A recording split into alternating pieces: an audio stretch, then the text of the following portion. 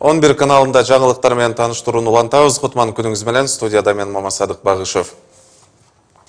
Быйыл 12 августта Бажы биримдигинин Кыргызстандын аймагындагы кийим жана азык-түлүк өндүрүүчүлөр үчүн 18 техникалык регламент күчүнө кирет. Эске салсак, аталган техникалык регламенттердин 16сы былтыр февралда күчүнө кирген. Алардын ар бирин аткаруу үчүн товар коопсуздугуна сертификат берилүүсү да зарыл. Жаңы стандарттарга ылайык сүт, эт, темир жол транспорты, текстиль жана башка тармактар техникалык регламентке ылайык келиши керек. Мисалы, темир жол вагондору дагы атайын стандартташтыруудан өтөт. Эгер талапка ылайык болбой калса, темир жол жүктөрүбүз да Евразия экономика биримдигинин өлкөлөрүнө өтпөй калат. Ошондой эле биздин өлкөдө тигилип жаткан кийимдерге лицензия талап кылынат. Жаңы өзгөрүүлөр боюнча ишкерлерге маалымат берилип, тиешелүү даярдыктар жүрүлүп жатат. Экономикадагы өзгөрүүлөр. Дүйнөлүк банктын алдын ала божомолу боюнча быйыл 2017 жылы Евразиялык экономикалык биримдиктин өлкөлөрүндө ички дүң продукциясынын төмөндөшү байкалганы менен Кыргызстандын көрсөткүчү баарынан жогору турат. Кыргызстандын ички дүң продукциясы өткөн жылы 3,8%га өскөн. Жыл жыйынтыгы боюнча катачылыктарга карабай, Россияда иштеген кыргызстандыктардын саны 2%га өскөн. Евразиялык экономикалык биримдиктин өлкөлөрү менен салыштырма салмагы сырткы соода жүгүртүүсүнүн жалпы көлөмүнүн 44,3%ды түзгөн. Кыргызстандык 28 компания Евразиялык экономикалык биримдиктин реестрине киргизилген. Реестрге кирген компаниялар Евразия экономикалык биримдигинин аймагына өз товарларын көйгөйсүз чыгара алат. Былтыр экспорттун өсүшү 5,1%га жетти. Мындай көрсөткүчкө Европа биримдигине экспортчулар өз товарларын салыксыз киргизүүгө шарт түзгөн ВСП+ артыкчылыктардын жалпы тутумунун схемасы статусу себепкер болду. Орус-Кыргыз өнүгүү фонду жалпы суммасы $202 миллион 647 долбоорду канааттандырган.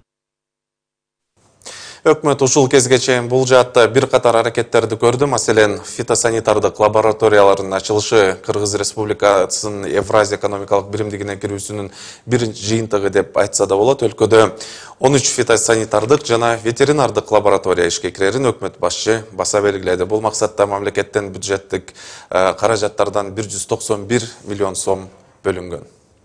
Ааламдашып аткан кезде баягы дүйнө жүзүндө şu чет жакта турбаш керек да. Интеграциялык ушундай кошумдарга кошулуп туруш керек, эң нескиси. Ошондо анан өнүгөт да. Анан эми ээптин алкагында десек, ээпке кирип баратканда көп эле мүмкүнчүлүктөр бизге ачылып аткан негизичи. Биринчиден ушул 180 миллиондо калк чоң бир базар ачылып атат да. Экинчиден болсо, барып чет жакта ошол Россия болобу, Казакстанда иштеп аткандар ошолор үчүн да бир жеңилдетүү боюнча мүмкүнчүлүктөрдү биз күтүп атканбыз.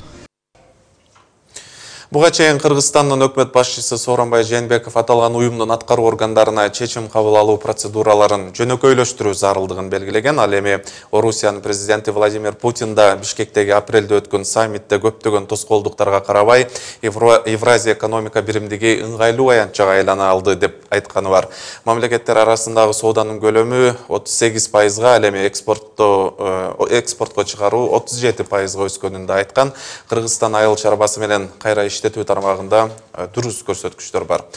12 февралда Евразия экономикалык биримдигине мүчө эмес өлкөлөрдөн кирген автоунааларды милдеттүү каттоодон өткөрүү боюнча жобо күчүнө кирген. Ага ылайык Евразия экономика биримдигине мүчө эмес өлкөлөрдөн кирген унаалар атайын лабораториядан сыноодон өткөрүлүп, сертификат алышы керек.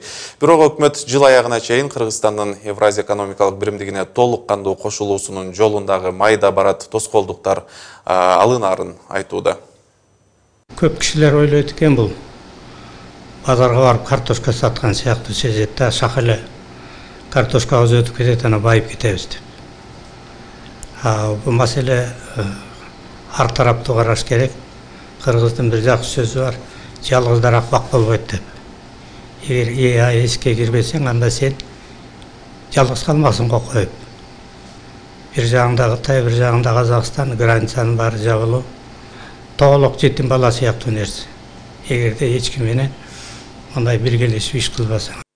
Экономикалык жактан дагы жылыштар бар. Айрым азык-түлүк менен дары-дармектин түрү арзандады. Айыл чарба продукциясын экспорттоонун мурдагыдан дагы ыңгайлуу шарттары пайда болду. Айыл чарбанын каржылоо программасы боюнча дыйкандарга жеңилдетилген насыялар берилүүдө. Кыргызстандык өндүрүшчүлөр өткөн жылдын 11 айында евро биримдикке кирген өлкөлөргө 68 миллион долларлык товар экспорттаган. Алардын 30% төө бурчак, 23% этно кийимдер, 9% козу карын жана мумия, бал, жаңгак, кургатылган жемиштер экспортталган. Сүт продукциясын экспорттоо өткөн жылы 22 000 тонна көлөмүндө болду. Бул 2015 жылдын көрсөткүчүнөн 3 эсеге көп.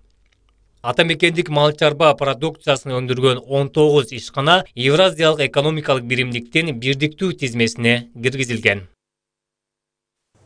Евразиялык биримдик 2014 жылы Орусия, Казакстан жана Беларус өлкөлөрүнүн мурдакы бажы биримдигинин негизинде түзүлгөн уюм 2015 жылы январдагы Армения, ал эми 8 майда Кыргызстан кошулду. Ошентип 2 жыл ичиндеги тажрыйбада Кыргызстан экспорттук жагынан кандай пайда тапты? Кебизде экономика министрлигинин алдындагы инвестиция жана экспортту илгерилетүү агенттигинин өкүлү Нурлан Арипов менен улантабыз деп турабыз.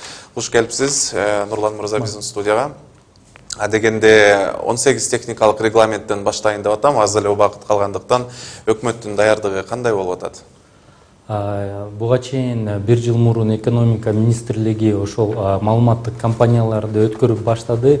Ошол 12 августта 2017 жылдан баштап 18 техникалык регламенттер күчүнө кирет деп. Андыктан биз деле биздин агентство ошо экономиканын министринин алдындагы агентство түзүлгөндөн баштап биз ушул жылдын башынан баштап бүт Кыргыз Республикасынын 7 облусун кыдырып, ошол жакта өндүрүүчүлөрдү, потенциалдуу экспортерлорду чогултуп, ушул техникалык регламенттер күчүнө кирет деп ошол тууралуу маалымат бергенбиз. Андыктан бүгүнкү күндө ишканалар бар, алар азыркы учурда ушул техникалык регламентке даярданып, жанакы ХАСП деген принциптер бар, ошолорду киргизүү боюнча иштеп атышат. Жана ошондой эле башка да ишканалар бар, алар ошол ХАСП деген принциптерин киргизүүгө биз атайын бир долбоор иштеп, анан ушул ишканаларга каржылоо маселесин карап, ушул узак мөөнөттүк пайызы жок кредиттер берилет да. Мына биз жогоруда экономика министрлигинин берген маалыматтарын айрымдарын мисал катары айтып өттүк. Экспорттун көрсөткүчтөрүндөгү потенциалдардын мындан аркы келечегин кандай көрүп жатасыздар? Мисалы азыркы күндө биз жанакы Евразия экономикалык биримдигинин алкагында бизде азыр бажы кызматкерлери жок, анан жанакы бажы пошлиналары жок. Биз эркин биздин продукцияларыбызды ушул Казакстан, Россияга экспорт кыла алабыз, бирок биз деген бул тышкы базарларга карабастан башка дагы альтернативдүү базарларды карашыбыз керек. Бул деген Европа мамлекеттерине карашыбыз керек, Кытай эли менен иштешибиз керек. Европада биз жанакы дүйнөлүк система преференциясы плюс деген статусуна ээ болгонбуз.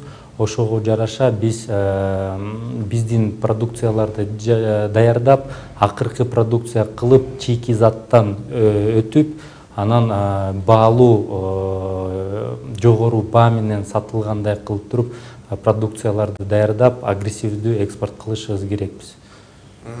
Мына бүгүнкү күндө Кыргызстан өз продукциясын Евразиялык экономикалык биримдиктин алкагында эркин сатуудагы кандай маселелер бар?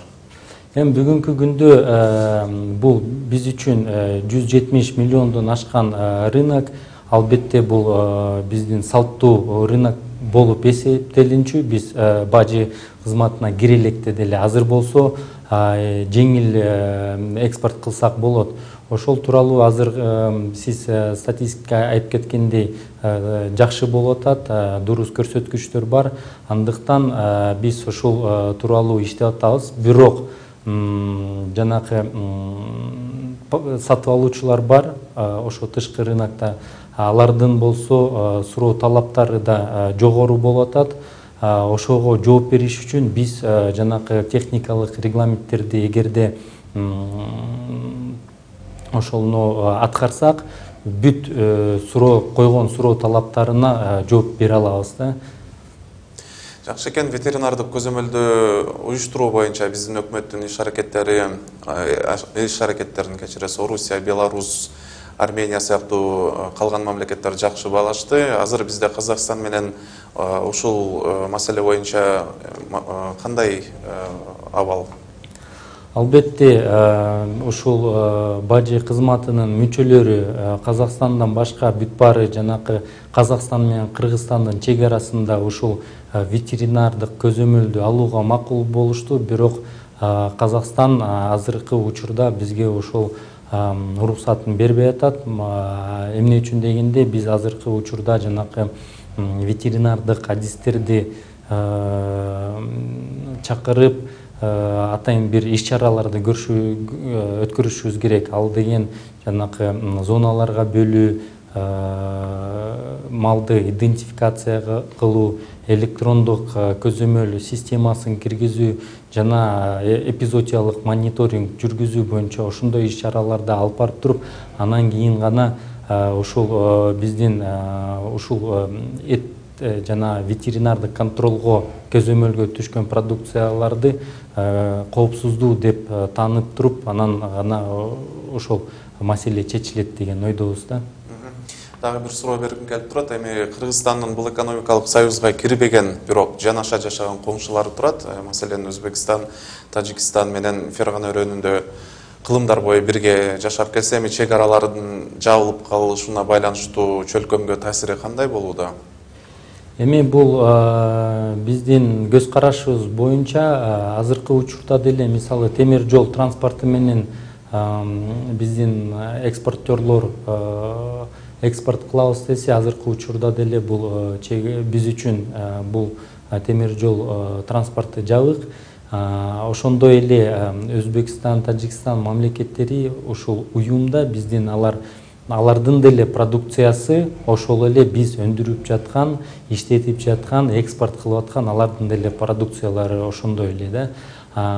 Ошол үчүн бул биз биримдикке кирип, биздин конкуренттүүлүк мүмкүнчүлүгүбүз алардыкына караганда жогорураак да. Алар менен болгон мамилебиз, соода мамилебиз азыркы учурда Өзбекстан, Тажикстан мамлекеттерине биздин да продукциялар экспорттоп, биз ошол жака экспорт кылып атабыз. Рахмат айтам. Товарларды техникалык жөнгө салуунун тартиби Евразиялык биримдиктин алкагындагы экспорттун салмагын экономика министрлигинин алдындагы экспортту өнүктүрүү агенттигинин өкүлү Нурлан Айрипов менен талкууладык.